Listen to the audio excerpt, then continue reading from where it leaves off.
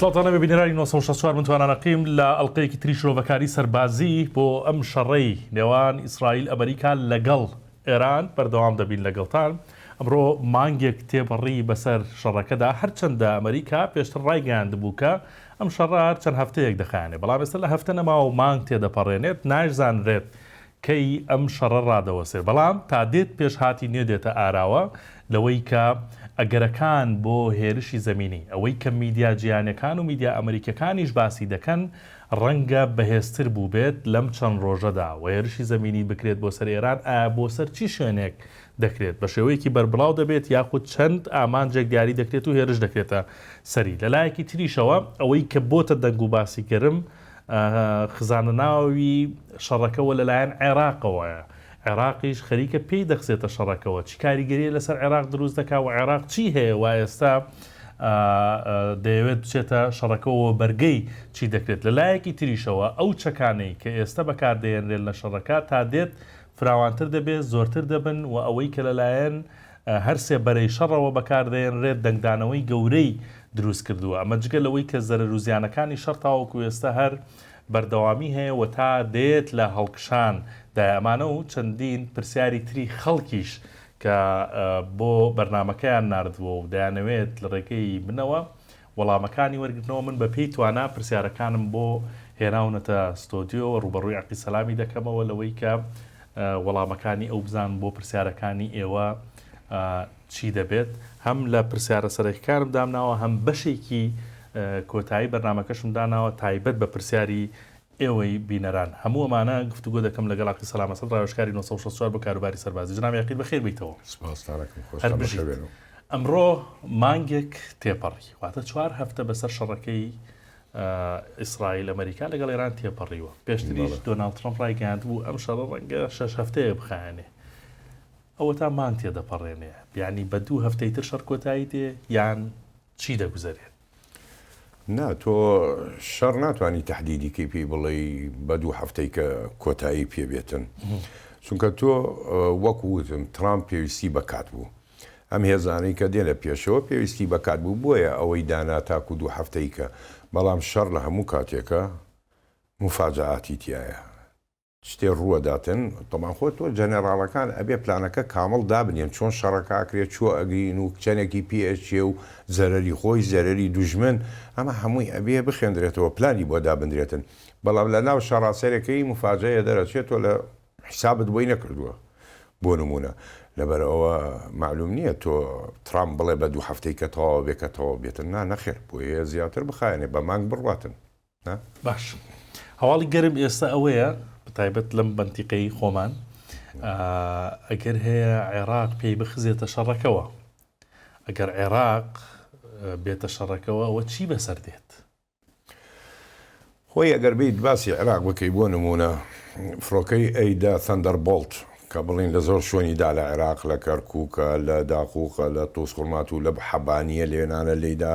لای ڕوومانی فڕۆکەکە بە ئاشکرا دیارە لە ئاسمانە و زۆر نزمە و لێ ئەداتن. عێراق مەنزوماتی باندسێر M1 هەیە، M1 یعنی ئەتوانێت زۆر بە ئاسانی و فڕۆکەیە بخاتە خوارەوە، بەستەقەی لێ ناکرد بە هیچ جۆرێک. بۆچی؟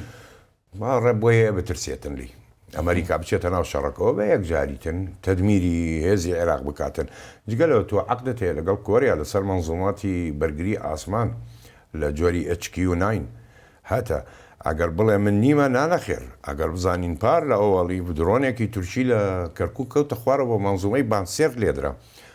ئەو درۆنە و ئەیدا تەندەربۆڵت لە یەک مستەوان، لە یەک بەرزی ئەفرن، لە یەک سورعەتەکان ئەتوانی بیخی، بەڵام بەکاری ناهێنێتن.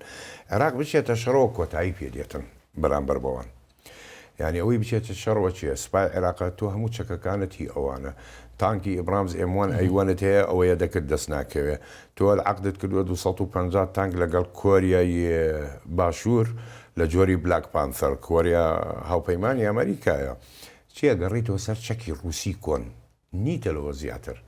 شەڕی چیەکەی بەرامبەر بە ئەمریکا بەوان. ڕێک ویستم ینی ئەوەی کە زۆر بە سادەیی وتت عێراق کۆتایی پێدێتە کرد بچێتە شەڕەوە، بەڵام چی هەیە جگە لەو چەکانە، جگە لەو ڕادارانی کە هەیەتی؟ جگە لەو چەکانە ئێستا عێراق بۆ نمونە T-72 هەیە، هەر تانکە ڕووسیەکەیە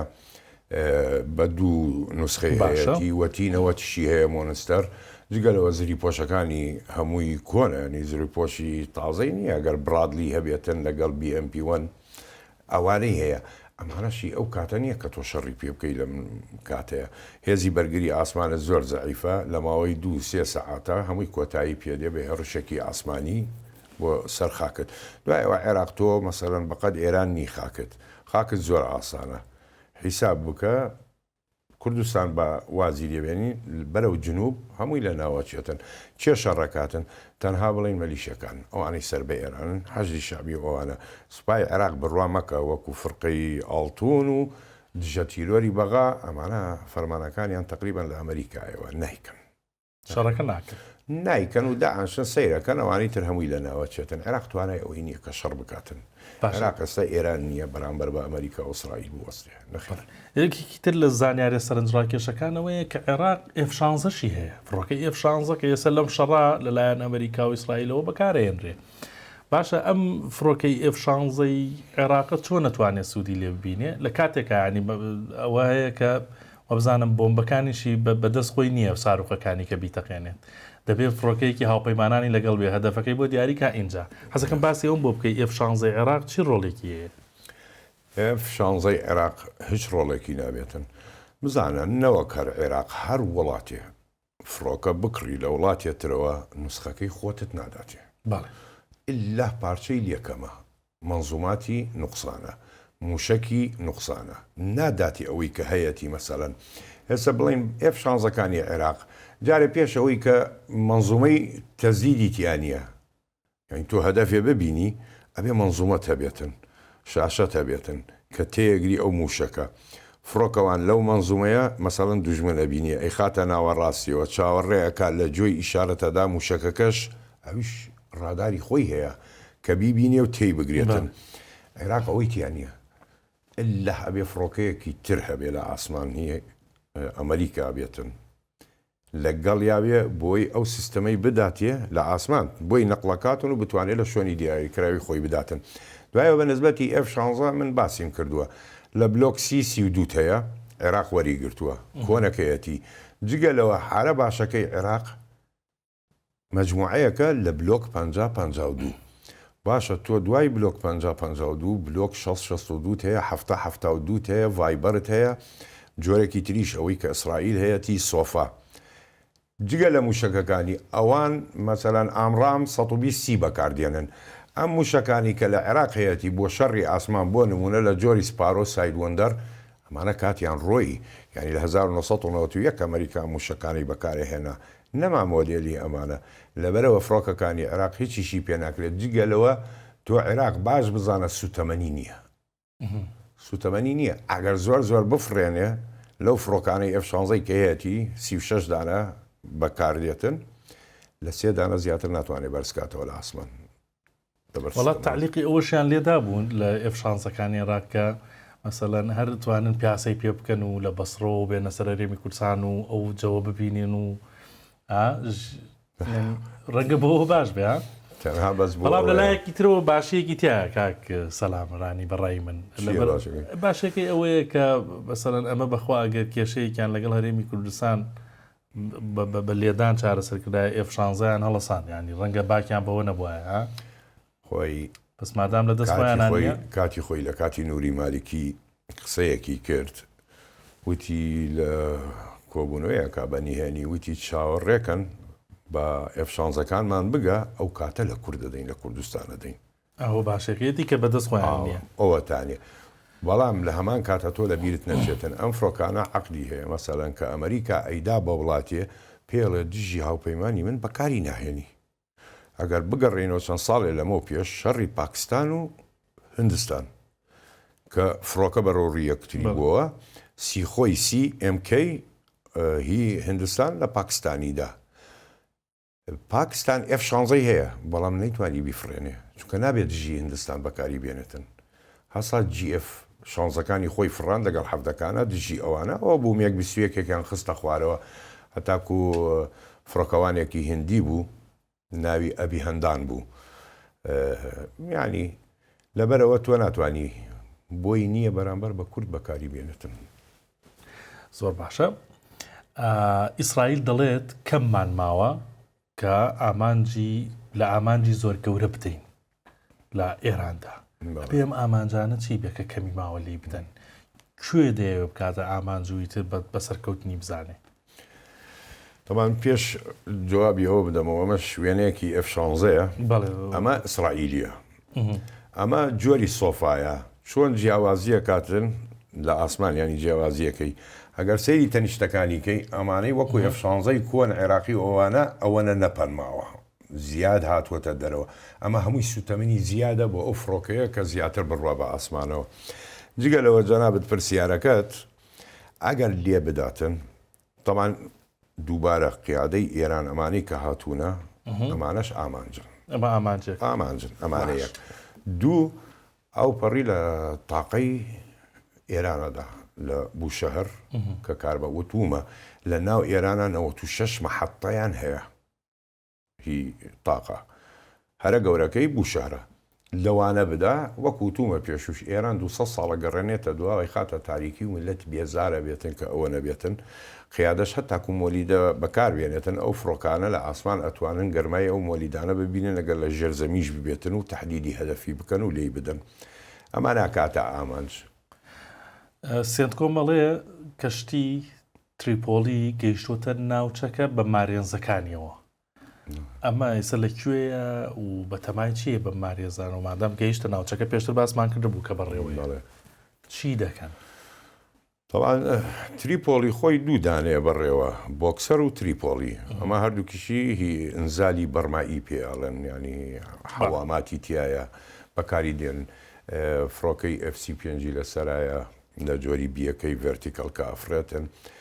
2000 زیاتر 2200 مارێنزی تایە بەس ئەمانە مارێنزی عادی نین ینی مەشق دراون بۆ تایبەتی بۆ ئەم جۆرە ئیشانە کە ئیکەن ینی بڵین سەربازێکی احتیادی نییە مەشقی ئەمانە جیاوازە ئەمە هەردووکی دێتە ئەو ناوچەیە ئەمە کە هات معنایەوەی چی معنایەوەی من هێرشی زەمینی یەکەم چونکە تۆ 2200 مارێنز کە بێنی تەوێنانە لەوەی تریشیان 2200 وەگەر فڕقەی 82 بێنی 4500 نێزیکەی 10,000 کەس دێنی ئەگەر 10,000 کەس بێنی و بەکاری نهێنی بۆیان هێنیتە ئەمناوە ئەلا بەتەمای هێرشی زەمینیە یان دورگەکانی دابەزێتە سەر دورگەکانی ئێران. تەمام خۆی ئەمە GPS-ەکەی کوژاندەوە کە هات لەبەرەوە ناتوانانی بڵێ ئێستا بە تایبەتی لە کوێ شوێنەکەی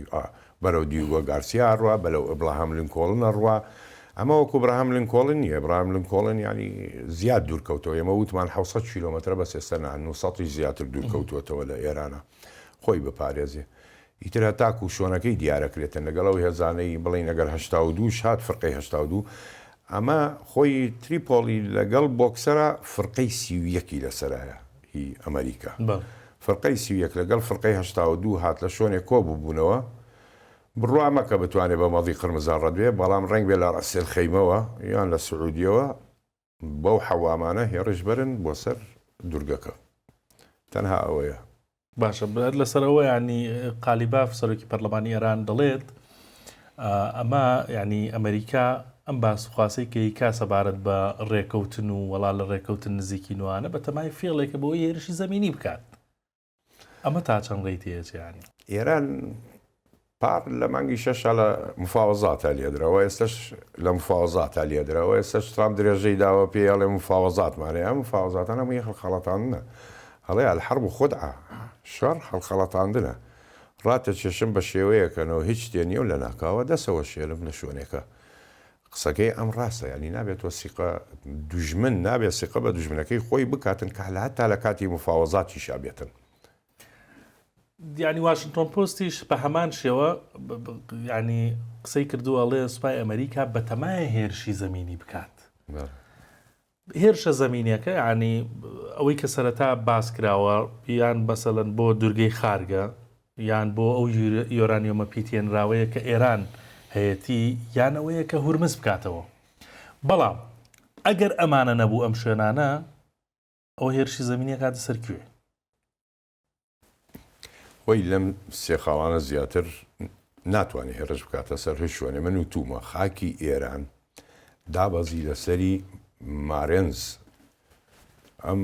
ئەگەر دێلتا فۆرسیش بێتن هەمووی تایەچێتن بتوانێت شوێنێکیش بگرێت لە سەر خاکی ئێران بەڵام بە زەرێکی زۆر گەورە مەجبوریەکە کە بکشێتەوە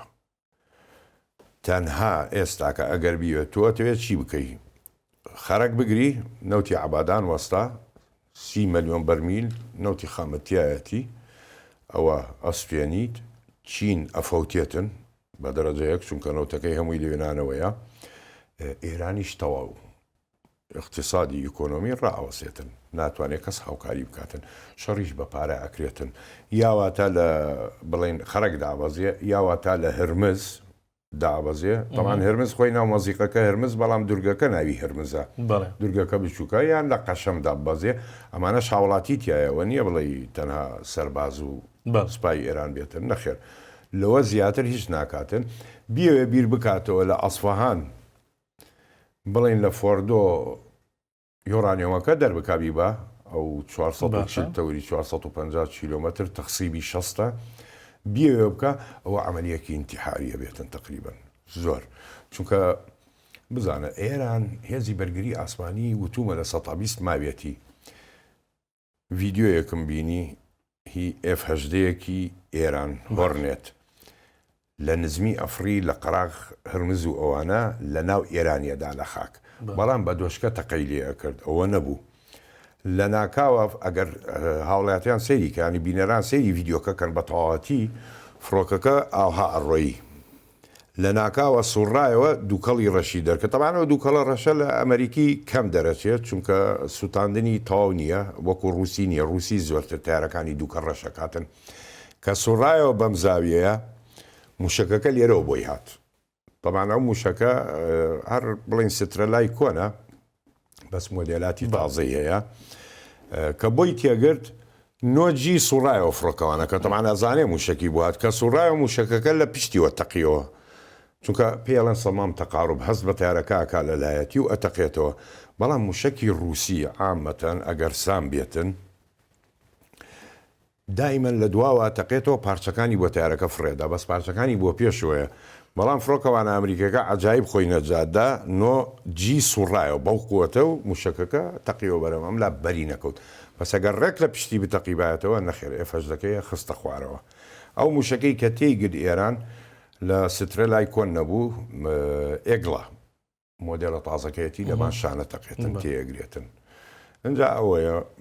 لێوێ زیاتر پێی ناکرێتن ئەمەی کەوت بە جەنابتم وت ینی ڕێتە ناچێ مەسەڵەن بە زەمینی ئەسفەهان تۆ سەربازت هەبێتن لە فۆردۆ شاخەکانی سەیرە ئێران هەر سەربازێ ئیگڵای پێبێتن یان سترەلای پێبێتن ڕۆڵاندی پێبێتن فەڕەنسیەکە هەر جۆرێکی پێبێتن بە زۆری تەمان ڕووسیەکەیان هەیە ئێگڵا هەر لە بن عەز خۆی مات بکاتن هەلیکۆپتەر چی بوو ئەو زۆر بە ئاسانی لێدای خاتە خوارەوە ئیگڵای ڕووسی بە ژمارەیەکی زۆریش وەرگرت بوو زۆری وەرگرتووە و عەقدێکشی کردووە بۆ داهاتوو زۆر وەربگرێتن بەڵێ ئەو هەلیکۆپتەرانە نەجاتی نابێتن لەو موشەکانە باش یعنی ڕائێ هەیە نازانم تا چەند بەهێزە تا چەند لاوازە ئەوەی کە دروست بووە دەوترێت ڕەنگە بەڕێکەوتن ئەمریکا لەگەڵ ئێرانە یۆرانیۆمەکە ڕادست بکات یعنی دابەزن بۆ یۆرانیۆمەکە بەڵام بەڕێکەوتن لەگەڵ ئێرانە یۆرانیۆمەکە بەرێت ئەمە تا چەند ڕێتی هەیە ینی لەم کاتی شەڕا کە پێکە هەڵبژاون ئەبێت ئەگەر پاریش بوو هەتاکو با بڵێن کاتی لە قاسم سولەیمانیاندا ئەو موشەکەی لە قاسم سولەیمانیدا لە جۆری هێڵفایر بوو ئەو کاتە ئێران ئەوایە وڵامی بدایێتەوە بەڵام ڕێکەوتن هەبوو لەگەڵیانە فڵان شۆنم بۆ چۆڵکە من لێدەم زەرەری پێگەێنم بەڵام خۆی چۆڵ بوو یەک سەربازێکی ئەمریکی نەکوژ ئەوە ڕێکەوتن بوو لە بینیانە چۆن ئەڵی بە ڕووسپیەتی دەربچم لەوەیە ئێستاکەش تۆ نەڵێ ئێران وێرانیە ڕاست خۆڕاگرە شەڕەکە من ناڵێم نە بەڵام ئێران وێرانە هەربەیەک جاری بۆی هەیە بڵێ هەردووکمان بە سەرکەوتن تۆڵی من سەرکەوتنم بەدەستێنا منی شەڵم سەرکەوتنم بەدەستێنا کاکە وەرە یۆرانیۆمەکە بەرە دابەزە فرقەی 82 بێت دلتا فۆرس بێ هەر کامەی بێ ئنزالێک بکە لە کاتی مفاوەزاتە دابەزە بی بە و بڕۆ و شەڕەکە ڕائەگرین ئەڵێنەوە دەستکرا ئەو کاتە ئێران ئەڵێ من سەرکەوتنم بەدەستێنا بوو بەڵام ئەمریکا هەڵمی خەڵەتان لە کاتی مفاوەزاتە و دەسی وەشان ئەمریکاش ئەڵێ من ئامانجەکەی خۆمم کرد و سەرکەوتنم بەدەستێنە و ترام دەرەچێت لەم قوڕاوە و هەردوو لە ئاڵێ من سەرکەوتنم بەدەستێنە ینی ڕێتێ چێ ئەمڕایە شەڕ هەموو شتێکی تێ هەموو ڕێکەوتنی تۆ مەبینە ئێستا کە ئێران ئەڵێ من شەڕ ڕناگرم نەخێ لە بنەوە لە نهێنی پەیوەندی هەیە لە بینیانە لە ڕێی پاکستان بێ لە ڕێی وڵاتێترەوە بێ لە ڕێی تورکیاوە بێ لە ڕێی مەسرەوە بێتن پەیوەندی هەیە لە بینیانە و چۆن ئەڵێی تەقیمی حاڵەتەکە ئەکەن ئەم وەزعە بۆ چۆ ئەگەین و چیلی ئەەکەین ئەو شتانەوان خۆیان ڕێککەوتونە لە بنیەوە ئێمە نازانین. ئێران لە ڕووی هێزی دەریاییەوە زۆر شانازی بە مێشولەکانی دەریاوە کردەوە ئەم کەشتیانە ئەم کەشتیانە یعنی تر ئەیوت زۆر بەعادەتێکی زۆر هەیەی و بۆ بەرگری لە ڕووی دەریاییەوە زۆر بەکارێنا بەڵام ئێستا ئەڵێن شکستی هێناوە مێشولانە بەرامبەر بە کەشتی فڕۆکە هەڵگر و جەنگی ئەمریکی بۆچی شکستی هێناوە مێشولەکان خۆی ئەم بەلەمە مێشولانە خۆی سەریع زۆر ینی دۆشکەیە 12.7 ملیمی لەسەرایە تۆڕبید هەڵەگرێتن لەگەڵ خۆی و جۆرە موشکێکی تریش هەڵەگرێتن بەڵام ئەمە بەکاری دێنی دژی چی ئەمە بەس بەرامبەر بە سەفینەی نەوت ئەتوانی بەکاری بێنی تۆ بتوێ ئەمانە بەرامبەر بە حامیلەی تایراتی ئەمریکی ئەبراهام لینکۆڵن لا نەخێر توانای ئەوەت نییە تۆ ئەمانە بەکاربێنی دوایەوە تۆ بۆ نمونە سەیری مەسافەکەیکە ئەگەر بتوێ بەرامبەر بە سەفینەی حربی ئەمریکا بەکاری بێنی بەرامبەر بە ئەبراهام لینکۆڵن کاکە ئەبراهام لینکۆڵن 900 کیلۆمەتر دوورە لە ئێرانەوە ئەمە 900 کیلۆمەتر چۆنە بڕێتن بگاتەوە سوتەمەنی زیادیش بە هەڵگرم لەگەڵ خۆمە با پێم بێتن ئەچم ئەی باشە تۆ سێ جۆر بەرگری هەیە لە لە ڕووی لێدانیەوە ڕووی لێدانیەوە تۆ فڕۆکەی ینی ئینزار مبەکرت هەیە هۆک ئای لە ئاسمان چاوی هەڵۆ هەتە ئەمانە ئەبینێتن جگەلەوە تۆ FC5 هەیە لەبان فڕۆکەکە جگەلەوە تۆ F-18 هۆرنێت سوپەر هۆرنێتت هەیە لەبانی جگەلەوە هەلیکۆپتەرت هەیە ئەمانە بێتە هەدەفێکی ئاسان بووی جگەلەوە تۆ مدەمێرە و فرقاتەت هەیە لە دەوروبەری هەمووی لێتەدا جگەلەوە زۆریش نێزیک بوویتەوە لێ هەر جۆری سیڕامەکە گۆڵکیپەر و ئەوانەی تایە هەمووی لە ناوەدا ئیسوێنێ لەبەرەوە ئەمە ناتوانانی تۆ بەکاری بێنی بەرامبەر بە ئەستوڵی ئەمریکا ئامە تەنها لە نەوتەکە ئەدەیپی ئەگەر هاتوو مدەمیرات بە هەمووی کۆ وڵاتانی تر بەشدار بوو داخل مەزی قرمز بن ئەمانە قیمەتی نامێنەوە کاتە دوایەوە ئەمە هەلیکۆپتەری ئەباچی ئێستا بۆ نمونە خەرجیان کەم کرد سعودیە قەتەر ئەوانە هەتاکو فڕۆکەیەکی قەتەر لە هەلیکۆپتەر کەوتە خەلیجەوە موسەیەراتیش ئێستاکە بە هین نایتەقێنەوە بە موشکی پاتریۆت و بۆ پارانە بە ئەباچی بە هەلیکۆپتەرەکان ئەنیشنە سەری لی ئێدەنەی تەقێنەوە لەبەرەوە مانە بە کەڵک نایە بۆ ئەو کاتە نانەخێر ناتوانانی تۆ حامیلەی تایرات و ئەوانەی پێ لە ناو بدەی بڵێ هەر لە باسی بەلەمە ئێستا ئەو بەلەمە ئەمریکانەی کە لە هورمز بڵاوی پێکراوە ئەم بەلەمانە شتێکی سەیرن نەسایەقی تایە نەکەسی تایە و بە ڕێگەی خۆی ئاڕوا لە دەریا و شەڕی خۆی دەکات حەزەکەم باسی ئەم بەلەمانم بۆ بکەی ئەمەی کە سەوێنەکەی لەسەر ئەم شاشەیە ئەمانە بەلەمی ئەمریکیە هەر تازە هێنایە مەیدانەوە بڵین لە کاتی شەڕی رووسیا و ئۆکرانیا ینی ئینتیحاریەکان ئەمە ئینتیحاریە یانە خۆی تەقێنێتەوە بە دوو جۆر ئەتوانی تەحەکومی پێ بکەی یان تەوجیهیکەی خۆی هەدەفەکانی خۆیە دۆزێتەوە یانەوەتانێ وەکو بڵین بەدەست کۆنتترۆلیکەی و بتانی بینێریتە شوێنێ طبعا بۆم بوانێتی ئەنتیحاریە حەشە لەمانە ئەگەر بڵین لە قەراغ دەریان بۆ نمونە معسکەر سەنگەری قایمت هەبێ ئەمە خۆی بتەقێنێتەوە سونامیت بۆ دروستەکە بۆ سەر قەراغەکە ئەمانە هاتووەتە پێشەوە بە زۆریش هێناوێتە پێشەوە ئەگەر بیەوێ پیادە بچێتە بانی دوورگەکان یان بۆ ناو ئێران ئەبێ ئەمانەی لەگەڵا بێ بەکاری بێنێتن نام بەلەمانە باشە سەبارەت بە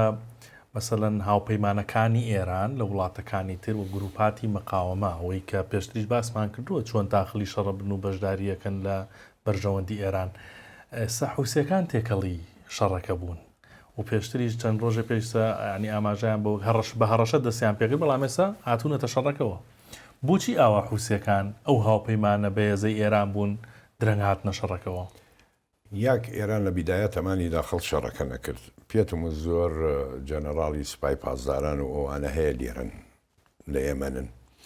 دوایەوە تۆ ئیبراهام لینکۆڵنت هەبوو ئەنجا جێرالد فۆردت هەبوو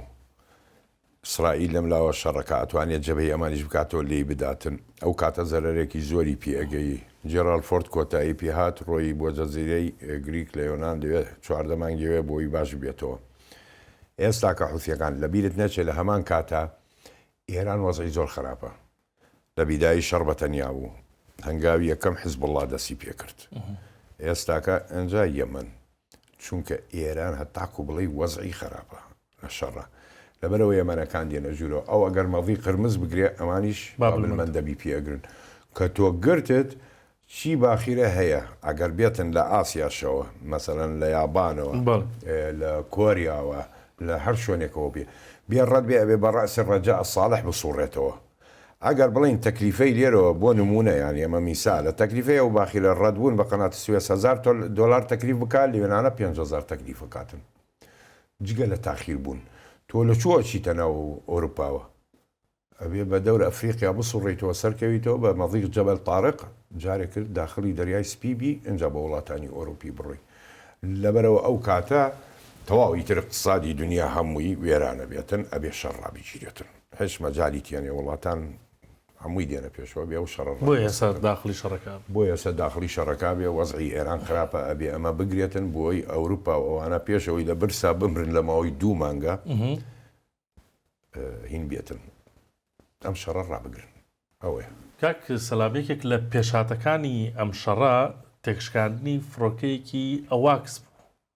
ئەوەی کە سەحنێکی بەسەرەوەی خۆت دایمە ئێڵێ ئەمە یعنی بە یەکێک لە گەورەترین زەرەرەکانی تەکنۆلۆژی لەم شەڕەیە بۆ ئەمریکا دادەنرێت کە لە سعودیە لەلایەن ئێرانەوە کراوە ئامانج تێکشکێنرا حەزەکەم پاسێکی ئەم فڕۆکەیەم بۆ بکەیت ینی فڕۆکەی ئەواکس ڕادارێکە و لە ئاسمانە ڕاداری ئینزار مبەکرە لەجاتی لە زەوی بێ لە ئاسمانایە ئەتوانێت 600 کیلۆمەتر دەوروبەر ببینێتن فڕۆکەی دوژمن موشک ببینێتن ئەتوانێت لە هەمان کاتە فڕۆکەکانی خۆی تەوزیکە بۆ نمونە بۆ ئەڵێن فڕۆکەی ئەمریکا لە شەڕ ناکەوێتە خوارەوە تۆ ئەگەر وڵاتێک بێتن هێزی هەبێتن مەڵم فڕۆکەی باشی هەبێ بفرێ ڕوبەڕووی فڕۆکەکانی ئەمریکا بێتنەوە بیکاتە شەڕی ئاسمان لەگەڵیان دۆکفایت ئەیەر کۆمبات ئەم ئەمریکیەکە ڕادارەکەیە کوژێنێتەوە هی F16 بێ 15 بێ 35 بێت چێشێنی ڕادارەکەیە کوژێنێتەوە کە ڕاداری کوژاندەوە تۆ نایبینیت ئەم فڕۆکەی تر نایبینێتەوە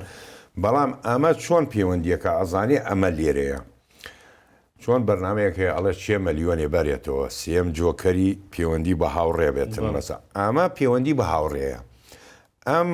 فایتەرە ئەم F16 یان 35 هەر کامەی بێتن لەگەڵ ئەواکسەکەیە لە دەرەوەی سنوور پەیوەندی بەوەکە ئەو پێڵێ ئەمە لە چ خەتێکە لە چ زاوێتێکە سورعەتی چەنێکە بەرزی چەنێکە ئەمە ڕووە کاتە ئەوە کە لە پشتیەوە بێت لی بداتن بەبێەوەی ئەم ئاگای لێبێتن زانیت ئەواکس ئیشی ئەمەیە فڕۆکەیەکە لە زیاتر لە 600 ملیۆن دلار نرخێتی نزیکەی زیاتر لە 21 کەس لە ناوی ئیشەکەن لەسەر ئەو هەموو کۆمپیوتەر و ئاڵەت و ڕادارانە لەبەرەوە ئەمریکا وابزان خۆی 16 دانەی هەیە شەشی لەم ناوچەیە زەرەرێکی زۆر گەورەیە تۆ ئەگەر نرخەکەشی لە ڕادارێکی زەویەوە بە ملیارە بێ ئەمە بە 600 ملیۆن دلار بێتن بەڵام ئیشی ئەمە جیاوازە ئەمە ئەتوانی بیبیتە هەر ناوچەیەک لە جیهانە بجوولێتەوە لەگەڵ فڕۆکە جەنگیەکانە لەبەرەوە زەرەرێکی زۆر زۆر گەورەیە بۆ ئەمریکا ئەوەش دەلالەتی ئەوە پێشانەدا لە قاعیدەی سوڵتان کە هێزی بەرگری تەواو لە سعودیەوەوانە کۆتایی پێهات مەگە چۆن ئەتوانێت لی بداتن بەو شێوازە بەو ئاسانیە لە فڕۆکەیەکی ئاوا بدات پاشار لەسەر بادام لەسەر ئەو فڕۆکەیە بووین حەزەکە باسی ناوی فڕۆکەکان لە چیەوە هاتووە مەسەلەن زۆر جار بە پیت دەست پێەکە مەسەلەن F16 B2 بۆچی ئەم پیتانە ئەگۆڕێن و چی ئاماژەیەکە بۆ فڕۆکەکە وابزەم لە بەرنامەکانی پێشوش باسیم کردوتم بەسار وا بە کورتی بوو ئێستا کاردەیەتە سەر فڕۆکەکان بۆ نمونە ئەگەر بیتە سەر F15 F35 تۆ F22 F16 F14 ئەمان هەمووی بە PTF دەست پێکە PTF لە بیدایەت کە دێتن یعنی فایتەر تەفەوق جەوی شەڕی ئاسمان ئەبێ کۆنتترۆل بکە بەرامبەر بە فڕۆکەی دوژمن ئەگەر دوژمن فڕۆکەی هەبێ لە ئاسمانە ئەمانەکەوێتە شەڕ کە پێڵێن بە ئینگلیزی ئێر کۆمبات یان دۆک فایت ئەی خاتە خوارەوە بەڵام ئەمانە ئەتوانن ینی ئیشی کەش بکەن مڵتی ڕۆڵ فایتەر زیاتر لە زەوی بدەن و لە زۆر شوێنی بدەن بە جۆری ئەو موشەکانی کە هەڵیەگرن بەڵام دایمەن بەردەوام ئەگەر بڕوا لە زەویش بداتن موشکی ئاسمانی پێ ئێر تو ئێر ینی ئاسمان بۆ ئاسمان بۆ فڕەکەی دوژمن بەکاری بێنێتن ئەمە ئف یعنی فایتەر شەڕکەرە لە ئاسمان شەڕکەرەکە هەتا کونایت هۆک F-117 ینی ئەوی شەبەحی بوو بەڵام ئەوە تەواو دەرچوو لە خزمەتا لە ئەمریکا تایبەتیەوە منزومەیەکی پیژۆرە لە ساڵی 99 لە سربیا خستی خوارەوە و باو کۆتایی پێهات ئەجا دەیتە سەر پیتی تر مەسەن لە دوای ئەی ئەتاک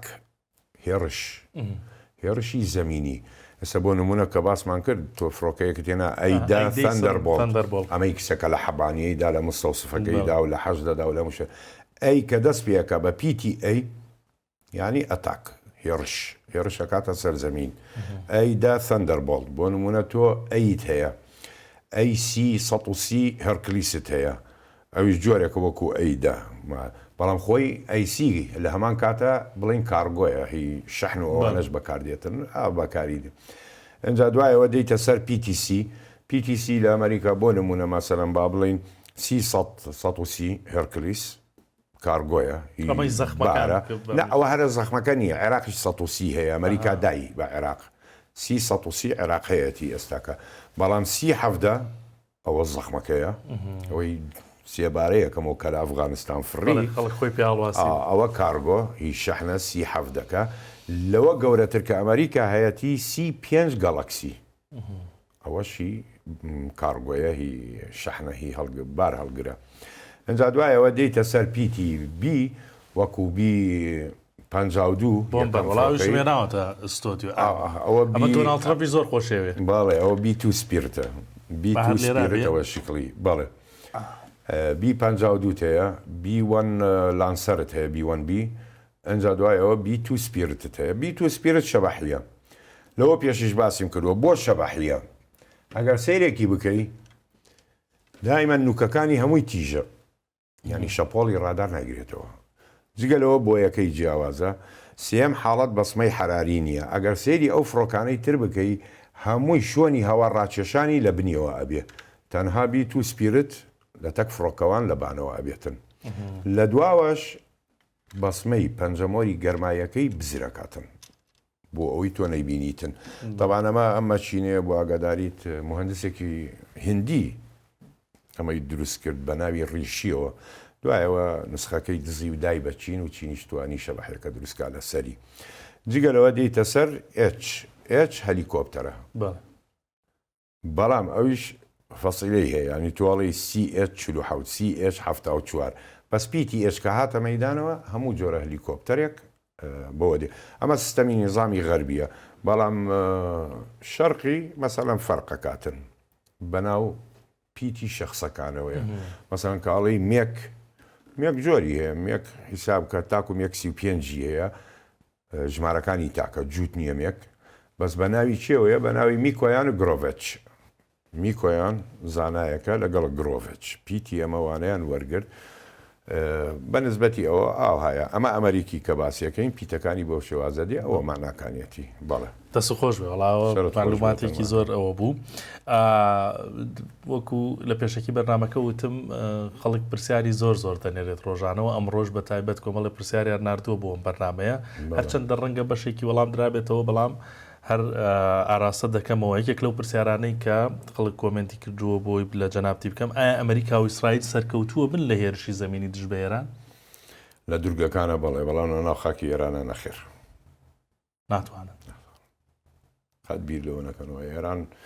قوڕاوە ئەگەر بچنە ناویەوە نانەخێر لە ناو خاکی ئێران بتەوێت شوێنێ بگری ناڵێم ناتوانێت بیگرێ بۆی هەیە بچێ بیگرێ بەسمانەوەی تیان نییە ئەبێ بکشێتەوە یەکێکی تر لە پرسیارەکان کە هاوڵاتیەک نردوێتی ئایا ئەمریکا پشت لە ئیسرائیل دەکات و خۆی سەر بەخۆیانە مەسەلەن بڕیاری ڕاوەستانی شەڕ بدات ئەگەر ئیسرائیلش رازی نەبێت بەڵێ ئەتوانێت چونکە تۆ ئەمریکا هەموو قەرارێ بەس ترامپ نییە تۆ زۆر لایەنی ترت هەیە مەسەلەن لە جێشا هەیە لە کۆنگرەسا هەتە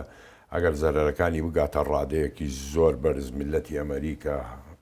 هەڵسێ بە گژیا بەڵێ بۆ هەیە زۆر بە ئاسانی قەراری شەڕ ڕاگرتن بک و بکشێتەوە و ئیسرائیل مەجبورەکە کە شەڕ ڕابگرێتن بەڵێ بێت. باشە پرسیارێکی تر لە ڕاستیا خۆم زۆر حەزم کردیانی ئەم پرسیارە هاتبوو کەسێک کردوێتی چۆن درۆن بخرێتە خوارەوە لە کاتی نەبوونی سیڕام.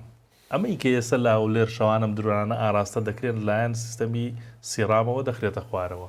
ئەڵێ ئەگەر ئەم سیڕامە نەبوو بەچی درۆن بخرێتە خوارەوە؟ جارێ پێش هەموو شتێ ئەو پێشمەرگە شەهیدانە ڕوحیان شاد بێتن بەڕاستی ینی کارە سعد بوو ئێمە لە شەڕانی نێران کە ئێمە شەهید بدەین لە هەردایە بێت لە کوردستان ڕوحیان شاد. بەنسبەتی درۆنەوە کاکە تۆ هاوڵاتی ناتوانانی تۆ جۆت لە دەنگێتی مەسەڵەن پێشمەرگە ئەو چەکەی کە هەیەی جیاوازە لەگەڵ هاوڵاتی بە هیچ جۆرێت کام وایە تخونی نەکەوێ ئیشی تۆ نییە جگەلەوە خەڵک هەیە مەشقی بینیوە بۆ نمونە پێشمەرگە ئافسەرە مەسەڵەن لە ئنزارایە ئاگادارە بێتەوە ئەو تەنویری هەیە ئەتوانێت بیتەقێنێتن ئەتوانێت بە دەنگ تهدیدی تیجاهەکەی بکا لە چۆوە دێتن ئەتوانێت بە چەکی ناوەندی بە بیکەیسی تەقەی لێ بکا بیخاتون ئەو درۆنە سرعەتی لە 180 کیلۆمەترە لەوە زیاتر نییە ئەتوانی بەسەڵام چی لێرە تۆ نەفەری باشت هەبێ مەشقی بینی بێ ئەو چەکە لە 100 بەکاربیێنێتن من سەربازیان پێشمەرگەیە ناهێنم دووسێ جا بە بیکەیسی تەقەی کردیان خۆی حەزی لە بیکەیسی پێی بەڵام وەرە بیکەیسی دەمێ شەڕی پێ بکە نەفەر هەیە لەسەر بیکەیسی مفرەت تەقەی پێەکە وەکو کەڵاشنکۆف فەڵی نا خۆی سەڵیە مفرەدیشی نییە بەڵام تاک پێە تەقێنێ ئەی دەمە دەست ئەمانەوە تەمرینیان دەمێ مەشق ئەمە ئیشی پێشمەرگەیە ئیشی ئەوانە کە بزانن تەنویرم هەیە فیشک حەریقم هەیە ئەتیجاهی لە چۆ هاتووە تەقەی لێ بکەم ئەتوانم بە دۆشکە تەقەی لێ بکەم ئەتوانم بە بیکەیسیش تەقەی لێ بکەم نزمیش بووە ئەتوانم بە کەڵاشنکۆفیش تەقەی لێ بکەم بەڵام ئەو کەسەی کە مەشقی بینی بێتن ساگەر بگەڕێیتەوە بەعزە ڤیددیۆیە لە رووسیا و ئۆکرانیا سەربازێکە 3 درۆن بە یەکجار تەقێنێتەوە بە کەڵاشنکۆف نەوەک بە بەڵام ئەمە ئیشی خەڵکی ئاسایی نییە ئەمە ئیشی خەڵکی ئاسایی نیە خەڵکی سیڤیل نییە ئێوە خۆتان دوور ڕابگرن ژیانی خۆتان بپارێزن ژیانی خەڵکی کە بپارێزن پەیوەندی بە ئێوە نییە پارچەیەکتان بینی لە شوێنێک کەوتووە هەر نێزیکی مەکەون ئاساییشت هەیە تەلیفۆنێکەکەم کاکە شتێکی ئەوان خۆیان خەبیریان هەیە دێتن لەسەری ئەیبزانێ ئەمە چییە خوێندویانە بەڵام ئابە جۆرە دەکەوێتە خوارەوە بەڵام دووبارە تکام وایە هاوڵاتی پەیوەندی پێوەنە بێت لە شوێنێکیش کەوت علاقەت پێوی نەبێتن تەلیفۆنێ بکە کاکە وەرن سەیریکەن ئاسایش و ئایا ئەگەر دژە تیرۆر بێ ئەگەر پێشمەرگە بێ لە هەردایە بێتن 80 بێ 70 بێ لە هەولێر لە سلەیمانی بکەوێ وەرن کاکە ئەمە شتێکی ئەو هەڕووی داوە خۆتان دوورکەن لێ و ژیانتان بپارێزن دەستەکان خۆش بێت سپاس دەکەم کاک سەلام سپاس بۆ ئەو خەڵکانەش کە کۆمنتیان نردبوو پرسیاریان نردبوو هیوادارم وەڵامەکان وەرگرت بێتەوە حتمەن بۆ بەرنامەکانی تریش دەتوانن بە کۆمنت و بەرنامە بۆ 964 پرسیار بکەن و من هەوڵ دەدەم بە پێیتوانان لە کاک سەلام وەڵامەکانتان بۆ وەرگرتن جارێکی ڕێزیان هەیە بینەران ڕێزیان هەیە وڵامیانە دەینەوە ئینشاءالله سپاست دەکەم سپاس بۆ بینەریەوەش تا حەڵقەی داهاتوو بەخواتان ئەسپێرم خواتان